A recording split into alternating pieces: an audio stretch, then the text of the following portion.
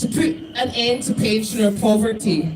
Today is all about sharing our positive vision for an independent Scotland, and filled with so much, I think, as I look around the crowd today.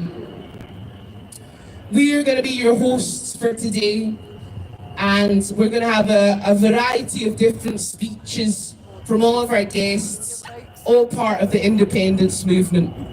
So we hope that they're going to be here now with us very, very shortly.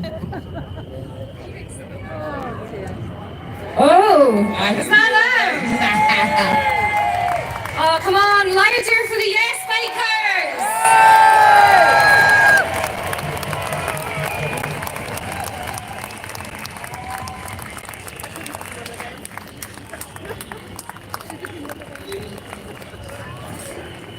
I have no idea where they're coming from.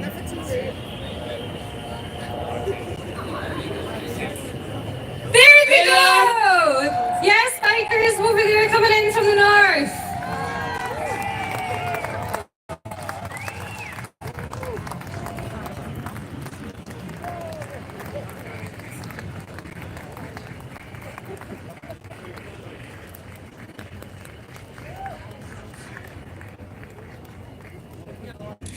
As well as you kind, lovely folks here in George Square in Glasgow. We're also being live streamed by Independence Live. If you're watching from home, please do get involved and send us a message using the hashtag #LeaveInScotland. We will be checking Twitter, Facebook and all the socials over the course of the afternoon. So please do tell us where you're tuning in from. So, I'd like to say a huge thanks to the Sor Alaba Pipe Band as well as Sheboom for leading our march today.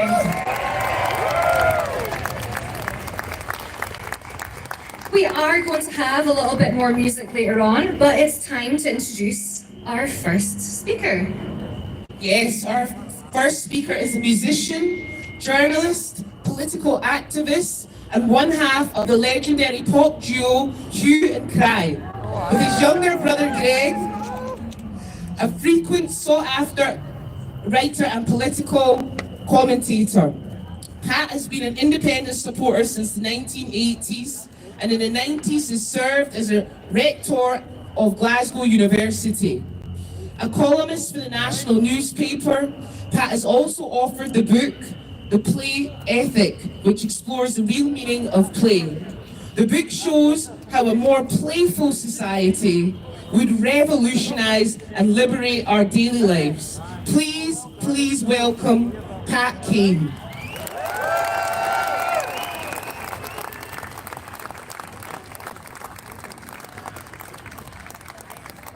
Jesus, Mary and Joseph, look at all of you!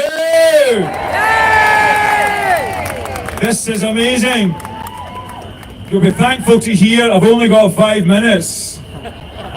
And the last time I was here, there was a certain young legal student named of Sturgeon to one side of me, and on the other side of me was George Galloway.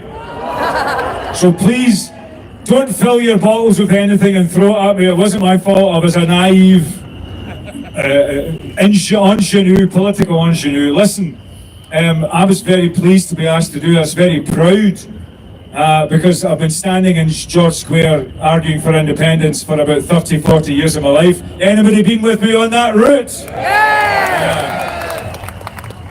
And I wanted to say, I wrote an article for the National this morning. Don't worry, I'm not going to recite it, but it was an attempt to kind of ask myself, in the midst of dire headlines, in the midst of an oppositional media, why did I think independence was an excellent and admirable and desirable idea? And I've just got 3 things to say in my remaining 3 minutes. It'll take a minute for each. The first thing I dug into, and I realised I stand on this ground no matter what happens with the independence movement, is independence is a peace project. Am I right? Yeah. It's interesting, if you read a lot of magazines and you read a lot of opinion editorials, because of various geopolitical maneuvers, people are starting to worry about the bomb again. Do you know what? The bomb never went away. Yes. I was reading a book, there's a woman called Annie Jacobson who's brought out a book called Nuclear War, A Scenario, and she reminds us that as soon as the Americans observe the flare of the rockets in Russia, the president has 6 minutes to decide when to react. We've been living that way for 30, 40 years. It's insane. And any country, any politics, any territory that has an opportunity to react against that should take that possibility. The moral core of independence is what? Is anti-Trident. Again, am I right? So to me, that is the number one reason for independence, is to save the planet. No small ambition, I'm sure you agree. Second thing is, I think that Scotland, we know we're very, very proud of our sustainability, our natural resources, our renewable resources. It's good we can try to make a business out of it, we can do industrial policy about it, we've got lots of business perspectives on it. But you know what? Trouble is coming down the pipe for climate. There is stuff baked in that we're going to have to deal with for the rest of the century. And you know what we've got the opportunity to do in Scotland? We've got the opportunity to build a society, an eco-civilization that's ready for it, that's prepared for it. What is it that we do in Scottish politics? We invent things, we innovate, we try things out. We have the biggest possible challenges when it comes to environmentalism. We're doing it, but we should do it even more intensely. We should be the eco-nation that other nations inspire. Again, do you disagree? No. Good. The other thing, what was the second thing I thought about independence? What do I believe that independence is for? Independence is about dealing and coping with the future. We know, I've just mentioned the environmental perspective, but you know, we've got machines, artificial intelligences, biotech coming down that's going to challenge our jobs, it's going to challenge what we think we do, whether we do routine, whether we live an extra 30, 40 years because the biologists have figured out how to extend the lifespan. We actually have on one side the limits of the planet, and on the other side the unlimited nature of technologies. Now, what can you do in a nation? What can you do in a democratic nation? You can decide what to do about what happens in your own country, and that's very much the case when it comes to technology. With the future's coming at us, what's the best way to deal with it? What's the best way to deal with the future? Independence! Correct, independence.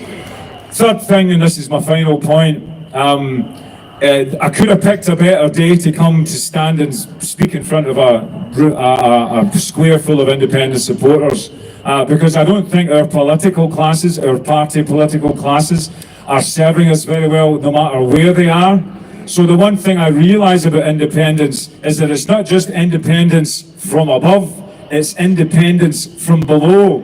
In order to be independent, you have to start being independent, and it's so fantastic to see all the different groups, all the different interests, and this week and in 2 weeks' time is again in the same place. I don't care how many demonstrations it is, we see each other and we see each other's power, and our power is from the grassroots. So if you're involved in a grassroots organisation who doesn't wait, who doesn't ask for permission, just asks for forgiveness, I salute you and I cheer you, and please go ahead, cheer yourselves, come on. If you're involved in the grassroots of independence movement, you are the independence movement, and I salute you. And you know what, it can be messy, people can get involved in niche fights and definitions.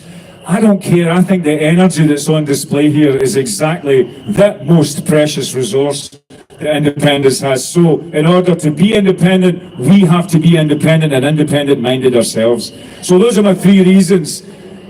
We save the world, we deal with the future, and we empower ourselves. What three better reasons could you want to be an independent Scotland?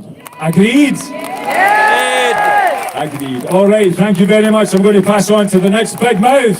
See you later. Have a great day.